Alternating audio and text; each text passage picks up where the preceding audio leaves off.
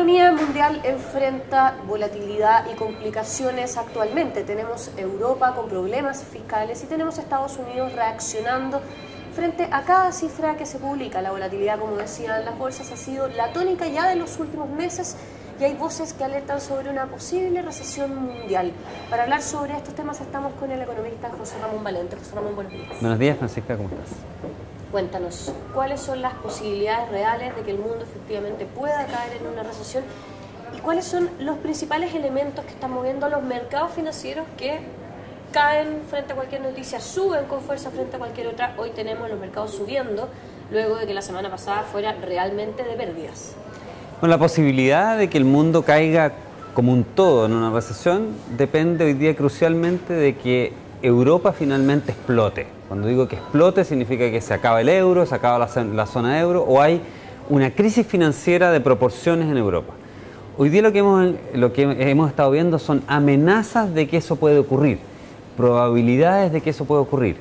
Y por lo tanto, quien quiera saber o entender o tomar una posición respecto de si el próximo año vamos a tener una recesión mundial o no, la verdad que lo primero que tiene que hacer es tomar una posición respecto de si cree que efectivamente la zona euro se va a acabar, si cree que efectivamente los políticos europeos no van a ser capaces de dar una solución, aunque sea de largo plazo, a los problemas que están enfrentando hoy. Con respecto a ese tema, pasan dos cosas. Por un lado tenemos que, a diferencia de la crisis anterior, los fiscos ya no tienen la liquidez suficiente para hacer planes de estímulo y tratar de sacar adelante la economía. Es decir, es aún más complejo el escenario del que vivimos en la crisis anterior, la reciente crisis de hace 3 años nada más. Pero por otro lado tenemos una Europa que se ha levantado de 2 guerras mundiales. ¿Cómo hay que verlo? ¿Vaso medio lleno, vaso medio vacío? ¿Cómo lo ves? Yo lo veo como un vaso medio lleno, en el sentido de que yo creo que cuando uno se cae en un precipicio es porque tropieza sin verlo. Cuando uno ve el precipicio normalmente tiende a no tirarse al precipicio, sino que evitar la caída. Yo creo que hoy día Europa ve claramente que la desintegración de la zona euro es un precipicio hondo y del cual, ¿no es cierto?, podría generar una recesión profunda y podría generar, de hecho, problemas más allá de la economía. Podría generar, tú mencionas, ¿no es cierto?, las guerras, podría generar problemas de cierres, de nacionalismo y eventualmente, ¿no es cierto?, hasta de guerras en un tiempo más. Yo creo que esos son factores que están presentes en la cabeza de los políticos europeos y están haciendo todo lo posible dentro de las limitaciones que tienen por solucionar estos problemas. Lamentablemente, el problema no es de fácil solución, porque por un lado, ¿no es cierto?, Europa tendría los recursos eventualmente como para ir en ayuda de los países que tienen más problemas, como Grecia o eventualmente España. Pero por otro lado, es súper importante para no tener problemas en el futuro que las señales sean las correctas. Entonces, cuando uno ve que tiene, por poner una caricatura, alemanes, ¿no es cierto?, que son los que hoy día tienen el poder económico en Europa, pero que se levantan temprano en la mañana, que viven en un clima malo, que tienen que trabajar hasta que son bastante mayores, y lo comparas después con los que están teniendo problemas, que son los griegos, que viven en un clima estupendo, que andan de guayabera, que se quieren jubilar a los 50 años, la verdad que la señal que se le puede mandar, o que podrían mandar los líderes europeos al ayudar a los griegos o a quienes, ¿no es cierto?, están teniendo esas conductas, sin hacerlos que participen de la solución por la vía de que ahorren más, de que sean más trabajadores, de que sean más austeros y que por lo tanto se pongan más a tono con las necesidades de las ayudas que se le están dando, sería muy mala. Y esa ha sido un poco la pelea y la tensión que hay hoy día en Europa. Es la tensión de decir, ok, yo te ayudo, pero te ayudo en la medida que vea de parte tuya un esfuerzo por salir adelante en el futuro. No puedo ayudarte a darte un cheque en blanco. Y ese es el tema. ¿Estamos frente al fin del estado de bienestar? Bueno, yo creo que lo que ha quedado claro es que uno no puede vivir permanentemente más allá de los medios que tiene. A nosotros, nuestros padres, nosotros nos enseñan a decir, mire, vive de acuerdo a tus medios, que significa gasta de acuerdo a los ingresos que tiene. Europa por muchos años, y particularmente los países periféricos, vienen gastando más allá de lo que generan. Y eso lo único que hace es acumular deuda. Entonces, en algún minuto las deudas son demasiado grandes como para seguir acumulándolas y además hay que pagarlas. Y por lo tanto los problemas de los países que han acumulado deuda hoy día son dos. Uno, pagar la deuda si es que la pagan. Pero otro aún más duro, que es decir, ¿sabe qué más? Si yo gastaba 200 y generaba 100 y los otros 100 los suplementaba endeudándome, ya no hay más deuda para adelante. Por lo tanto tengo que ajustar mi nivel de gasto a los 100 que genero. O, en vez de generar 100, empezar a generar 120, 130, 140. Y la solución, por lo tanto, viene por las dos vías: gastar menos y generar más. Y por lo tanto es más austeridad, pero a la vez, ¿no es cierto?, más trabajo para poder ser... Exacto. Menos incentivo a quedarse más tiempo sin empleo con buenos subsidios de desempleo, es decir, tal cual, reducir de alguna manera entonces este estado de bienestar. Ahora, la buena noticia es que se puede hacer, y de hecho hay experiencias cercanas en Latinoamérica en que eso ha ocurrido. Aún países en que han estado en crisis profunda, como fue Chile de los 82 o Brasil el 2002.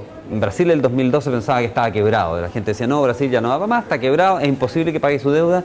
Se hacía de Brasil, de alguna manera se decía lo mismo que se puede decir hoy día de Grecia, o lo que se puede decir de los países, o de Italia, ¿no es cierto? Que dice, mire, la deuda es tan grande que no hay ni una posibilidad de que salgan de ella, o sea, están quebrados. Y lo que vemos hoy día es un Brasil, ¿no es cierto?, que lejos de estar quebrado pudo solucionar sus problemas y hoy día se ve como uno de los grandes potencias de futuro en el mundo. Y Chile en el 82 tuvo una caída del producto de 14%, desempleo cercano al 30%, una deuda externa gigantesca.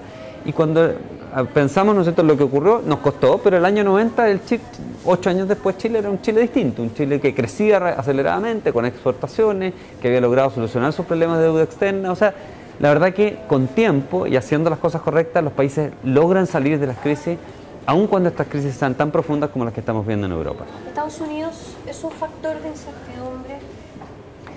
Estados Unidos, de hecho, si uno mira las cuentas fiscales norteamericanas, son peores que las cuentas fiscales de la zona euro. Tienen más deuda y más déficit fiscal. Pero tienen una ventaja, tienen una unidad política, que los europeos no tienen. Estados Unidos es un país, es un estado federal, pero es un país al fin y al cabo, y por lo tanto cuando, ¿no es cierto?, tenemos problemas por el huracán Katrina en New Orleans, efectivamente el gobierno federal puede traspasar recursos desde, no sé, los trabajólicos neoyorquinos, ¿no es cierto?, a los que están teniendo problemas en New Orleans. Angela Merkel no puede hoy día traspasar con un cheque en blanco recursos desde Alemania, ¿no es cierto?, Hamburgo, a Grecia, a Atenas. Y eso es una ventaja que tiene Estados Unidos. Y la otra ventaja que tiene Estados Unidos es que sigue siendo, ¿no es cierto?, el país de las oportunidades, el país de la innovación, el país de los inmigrantes, y en ese sentido tiene una flexibilidad y una fuerza creadora Estados Unidos que el continente europeo parece haber perdido, parece haber olvidado en los últimos años. Vámonos de vuelta a esto del estado de bienestar. Tenemos que Europa está pagando un poco la cuenta de haber reducido la edad de jubilación, de haber fomentado muchísimo eso. Tú mismo ponías el ejemplo de nuestro Chile en el 82, cuando se producen las grandes reformas macroeconómicas que hoy día nos están permitiendo salir adelante como país. Estamos celebrando también los 30 años de la creación del sistema de AFP, que tiene muchas críticas también, pero también ha sido bastante copiado por otros países. ¿Qué nos puedes decir de eso? Mira, lo que uno puede descubrir con la crisis que está teniendo Europa hoy día de deuda es que no hay cosa más incierta que las promesas que pueden hacer los políticos a largo plazo. Una promesa de un político para dar un beneficio a 20 o a 30 años, la gente debe tomarla con suspicacia, porque es re fácil hacer las promesas en blanco hoy día y ese político no va a estar en 20 o 30 años después, ¿no es cierto?, como para hacer cumplir esa promesa. Y de alguna manera eso es lo que ocurre con el estado de bienestar en Europa. Son, ¿no es cierto?, las pensiones y los beneficios de salud, son cosas que se dicen, se pasan en ley, pero no se financian. Y no está la plata como para hacer frente a los compromisos que realmente se están adquiriendo. Entonces, los políticos ganan grandes aplausos pasando las leyes y dando estos beneficios, pero la gente después tiene que ir a cobrar esos beneficios 20, 30 años después. Llegaron esos 30 años, pasaron esos 30 o 40 años y hoy día hay gente, ¿no es cierto?, que le gustaría cobrar esos beneficios y no puede, y no va a poder. Y lo cierto, ¿no es cierto?, es que esas van a ser promesas incumplidas, va a ser un default, como, ¿no es cierto?, con la misma gente de ese estado de bienestar. Las edades de jubilaciones van a tener que subir, los beneficios médicos van a tener que bajar. Y en ese sentido la fortaleza, y tú lo mencionabas, de nuestro sistema previsional, por ejemplo, es que está financiado, y está financiado por nosotros mismos. Nosotros mismos nos proveemos los recursos que vamos a necesitar a futuro para nuestras pensiones. En la medida que seamos capaces de encontrar trabajos estables, que seamos capaces de cotizar en forma regular en las AFP, sabemos que por la forma en que ha funcionado el sistema vamos a tener una jubilación que va a ser suficiente como para darnos un nivel de vida, cuando estemos retirados, que sea similar al que tuvimos en nuestros últimos años de vida mientras estamos activos. Pero hay voces que dicen que el cálculo que se hacía, que es de un 12% aproximadamente del sueldo bruto con el tope de la 66 UF, que es el tope actual. Es 10%. Más la comisión de la AFP, no sé. hay que nombrarlo. Un 12 finalmente, bueno, es un 10 lo que se destina directamente al fondo de pensiones. Sí. Ese 10% se calculó hace ya 30 años atrás, cuando los ingresos eran muy diferentes. Ha habido voces que están hablando de subir esa edad ese monto de cotización, porque las tasas de reemplazo efectivamente no son las que se esperaba. ¿Hay que subir ese monto? ¿No hay que subir ese monto? ¿Solamente basta con el APB? ¿Cuál es la idea?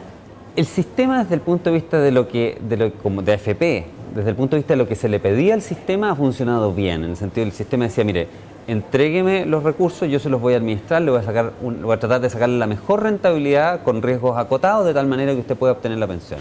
Lamentablemente lo que ha funcionado mal es que las cotizaciones han sido con muchas lagunas, porque hemos tenido ciclos económicos mucho más amplios de lo que habíamos pensado y hemos tenido ciclos de desempleo en Chile en estos últimos años, en esos últimos 30 años, más de lo que se había supuesto. Esperamos que hacia futuro eso no sea el caso. De hecho, ¿no es cierto?, en los últimos años hemos visto cómo las tasas de desempleo han ido bajando y cómo la gente puede mirar con mayor optimismo el tener estabilidad en su trabajo, así que probablemente vamos a tener un mejor desempeño aún del sistema en el futuro. Ahora, respecto de subir o no la tasa de cotización, si la subimos ahora va a ser para el futuro, y como te digo, yo pienso que el futuro del mercado del trabajo va a ser mejor que lo que ha sido en los últimos 30 años. En ese sentido, habría que comparar, ¿no es cierto?, no respecto a la historia, sino que lo que esperamos hacia el futuro.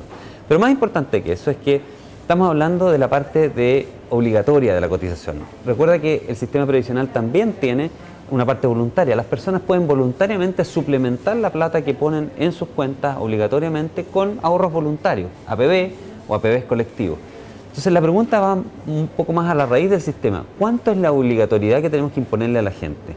Le tenemos que imponer a la gente la obligatoriedad de ahorrar para que tenga un muy buen pasar, o la obligatoriedad para que ahorre, para que tenga, ¿no es cierto?, al menos, ¿no es cierto?, un salario digno al momento de salir. Y eso es algo filosófico. Como sociedad básicamente tenemos este sistema porque hemos decidido que no queremos ver a nuestra gente mayor pasando los últimos años de su vida con penurias económicas, con hambre, sin techo, etc. Ese es básicamente el concepto. Por eso que obligamos porque nosotros como sociedad hemos decidido eso. Decimos, si la gente ya sabe que nosotros como sociedad decidimos eso, si no hacemos el ahorro obligatorio, la gente va a decir, bueno, como igual me lo van a pagar, no ahorro y tengo el mejor de los dos mundos, me pagan la cuenta al final y no ahorré durante mi vida. Esa es la razón de la obligatoriedad. Entonces, aumentar la cotización puede parecer muy interesante. El tema es que hay que decidir si eso tiene que ser con educación respecto al ahorro voluntario o realmente tenemos que ir a aumentar el ahorro obligatorio. Una última pregunta para redondear esta entrevista y que tiene que ver con lo siguiente. Esa obligatoriedad es en las AFP, administradoras de fondos de pensiones, que invierten precisamente en los activos de los que hablábamos al principio, que están con problemas en este momento. ¿Cuáles son las expectativas para estas rentabilidades en el mediano plazo, ya que no hay que mirarlas nunca en el corto plazo? ¿Qué podemos esperar de cuánto pueden caer estos fondos de pensiones? ¿Qué pasa con la gente que está cercana a jubilarse? ¿Es el momento de esperar? Sí, bueno, ¿Cómo podemos cerrar esto? Claramente una ley no va a cambiar el mundo, ¿no es cierto? El mundo es lo que es, ha vivido en crisis en forma permanente. Si uno quisiera ponerse en la forma así media alarmista, desde la Primera Guerra Mundial, la crisis del 30, la Segunda Guerra Mundial, los movimientos hippies, que los podemos asimilar a los de los indignados, ha habido crisis del petróleo, y aún en ese contexto el mundo ha sido capaz, ¿no es cierto?, de surgir y seguir avanzando y progresar a tasas súper interesantes en los últimos 100 años.